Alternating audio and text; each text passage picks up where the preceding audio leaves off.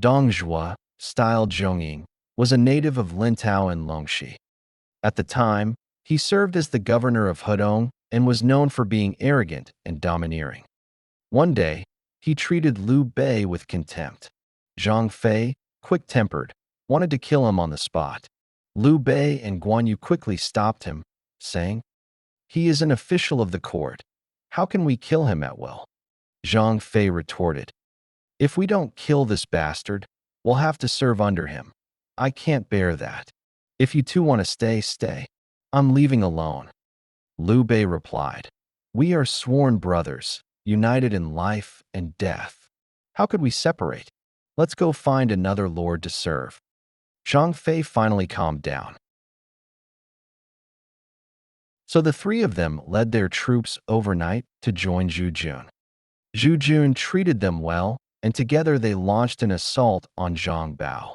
At the same time, Cao Cao and Huang Fusong were fighting Zhang Liang. Zhu Jun attacked Zhang Bao, who had stationed 80,000 to 90,000 troops behind a mountain. Zhu Jun ordered Liu Bei to lead the vanguard. Zhang Bao sent his deputy, Gao Sheng, to battle. Liu Bei had Zhang Fei face him. Zhang Fei, spear in hand, charged on horseback, and after a few rounds, knocked Gao Sheng off his horse. Liu Bei then led his troops to press the attack. Zhang Bao, with hair unkempt and wielding a magic sword, stood on his horse performing sorcery. Suddenly, thunder and lightning roared, and a mass of black fog descended from the sky, as if countless ghostly soldiers were charging. Liu Bei hastily retreated, his forces thrown into chaos. He returned to consult with Zhu Jun. Zhu Jun said, "He's using sorcery. Tomorrow we'll prepare pig's blood, goat's blood, and dog's blood. We'll station troops in ambush on the mountain. When the enemy comes, we'll splash the blood down on them and break his spell." Liu Bei carried out the plan, ordering Guan Yu and Zhang Fei to each lead 1,000 men to hide on the high ground behind the mountain, equipped with blood and filth. The next day, Zhang Bao appeared again. Liu Bei faced him. Once more, Zhang Bao used his magic, and the sky darkened with black mist. Liu Bei feigned retreat, luring the enemy into the ambush. As the enemy crossed over the mountain, Guan Yu and Zhang Fei fired off signals and flung the filth. Paper men and straw horses fell from the air. The demonic winds ceased. Seeing his spell broken, Zhang Bao tried to retreat but was flanked by Guan and Zhang, while Liu Bei and Zhu Jun pursued from behind. The enemy was routed. Liu Bei shot Zhang Bao, the general of earth, in the left arm with an arrow. Zhang Bao fled into Yangqing and fortified the city. Zhu Jun laid siege and sent scouts to find Huang Fusong's whereabouts. The scouts reported that Huang Fusong had achieved a great victory and replaced the repeatedly defeated Dongjua. Zhang Ju was already dead. Zhang Liang, commanding the remaining forces, was defeated 7 times by Huang Fusong and beheaded at Xuyang.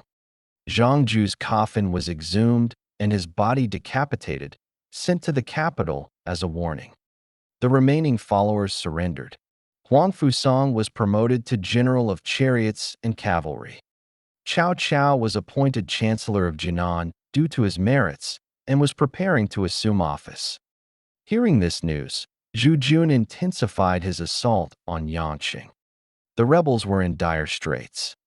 The bandit general Yin Zheng killed Zhang Bao and surrendered with his head. Zhu Jun pacified several counties and submitted a memorial of victory to the court. At that time, 3 remaining Yellow Turban leaders, Zhao Hong, Han Zhong, and Sun Zhong, gathered tens of thousands of troops and continued pillaging in the name of avenging Zhang Ju.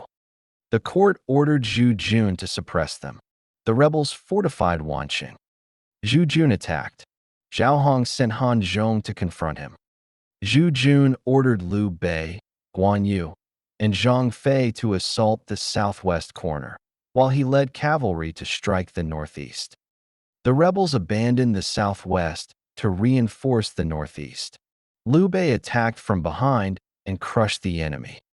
Han Zhong begged to surrender, but Zhu Jun refused. Liu Bei advised, Emperor Gaozu won the empire by accepting surrenders. Why not accept Han Zhong? Zhu Jun replied, that was during chaotic times. The court is now stable. We must not accept treacherous rebels. Liu Bei added, if you trap them completely, they'll fight desperately. Better to leave an opening. They will flee. Zhu Jun agreed. The enemy fled, and Han Zhong was shot and killed.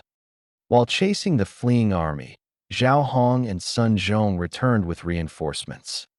Zhu Jun temporarily withdrew, and Zhao Hong recaptured Wanqing.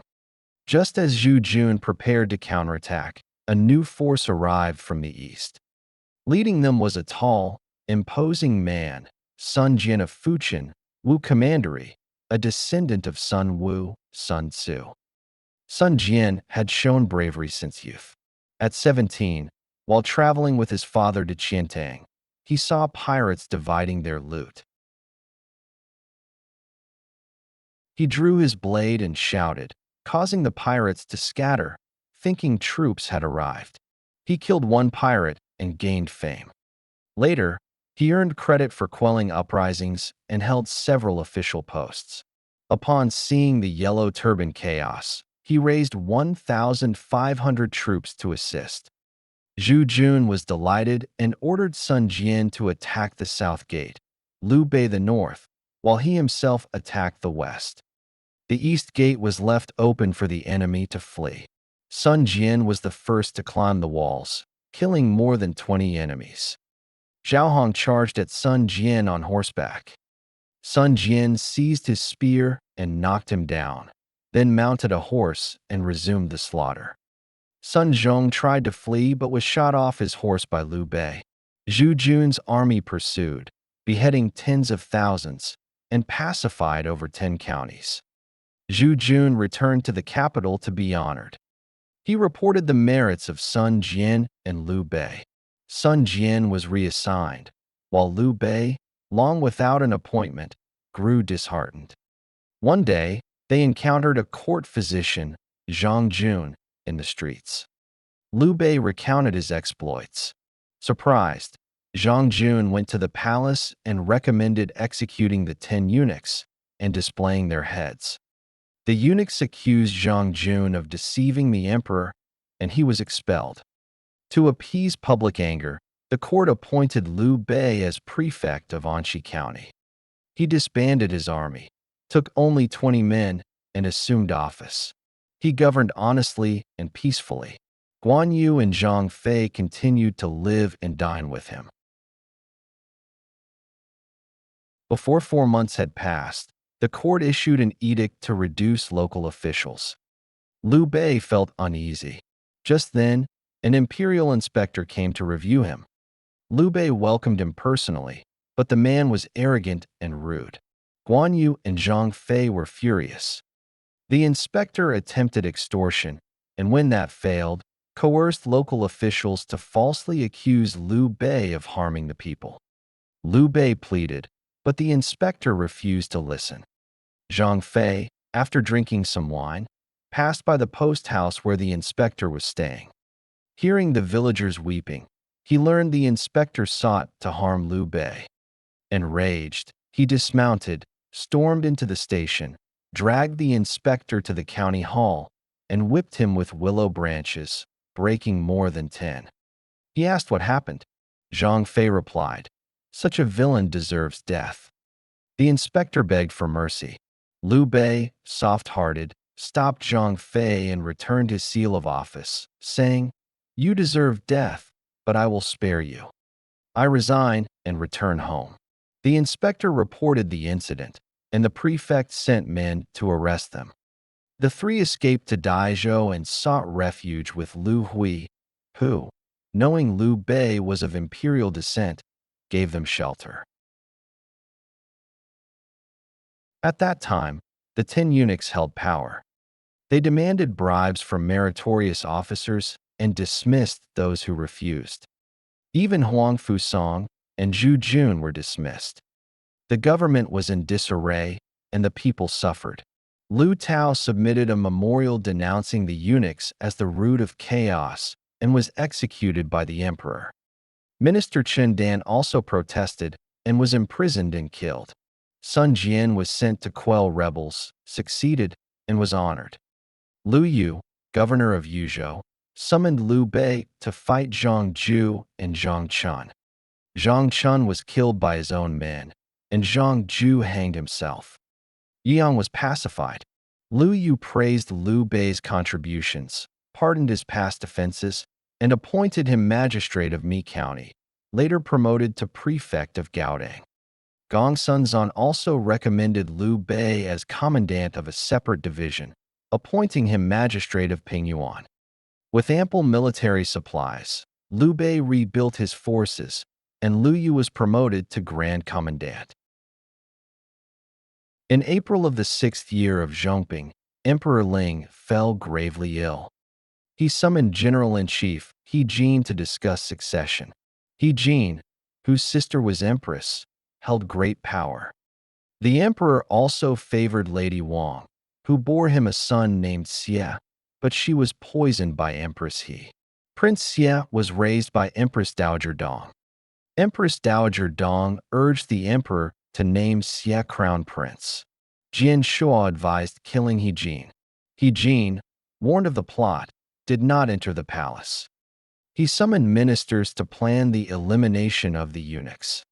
Cao Cao advised, act swiftly and in secret, or your whole clan may perish. News came that the emperor had died. He Jin enthroned Prince Bian. Yuan Shao killed Jian Shuo and further advised executing the eunuchs. Zhang Rang and others sought protection from the Empress Dowager. He Jin relented, ignoring Yuan Shao's counsel. Empress Dowager Dong gained influence and tried to install Prince Xie of Qinlu, granting Zhang Rang and others high positions. Conflict arose between Empress He and Empress Dowager Dong. Eventually, using the Empress Dowager's name, they expelled Empress Dowager Dong from the palace. Dong Chong committed suicide. Zhang Rang and others bribed the He family and regained favor. Later, He Jin, persuaded by Yuan Shao, again sought to eliminate the eunuchs but lacked resolve. Chen Lin opposed summoning outside troops. Cao Cao supported it. The situation spiraled out of control. Summary. This chapter tells how Liu Bei, Guan Yu, and Zhang Fei helped Zhu Jun suppress the Yellow Turbans and broke Zhang Bao's sorcery, contributing to the pacification of the Central Plains. Sun Jian makes his first appearance, showcasing great valor and fighting alongside Liu Bei. Despite Liu Bei's repeated military merits, he remains unappreciated by the court and eventually resigns in frustration. Meanwhile, corruption plagues the government, with the eunuchs in power and righteous officials suffering. The story ends with Emperor Ling's illness, He Jin's failed plot to kill the eunuchs, and the first signs of a collapsing court, foreshadowing the chaos to come. Historical insights. 1. Zhang Fei whipping the inspector, a fictionalized episode. Romance version. Zhang Fei, enraged after hearing the people cry for Liu Bei, storms into the post house, whips the inspector in front of the county hall, and Liu Bei resigns. Historical version. According to records of the Three Kingdoms, biography of the First Lord, Liu Bei indeed abandoned his post and left, but there is no record of Zhang Fei whipping the inspector. This scene was crafted by Luo Guanzhong to highlight Liu Bei's benevolent character. 2. Was Liu Bei a descendant of Prince Jing of Zhongshan? Liu Bei claimed descent from Liu Shang, Prince Jing of Zhongshan, linking himself to the imperial Han lineage. Scholarly view. While this claim appears in the records of the Three Kingdoms, its authenticity is debated. Most scholars believe this lineage was emphasized to legitimize Liu Bei's rule through bloodline propaganda.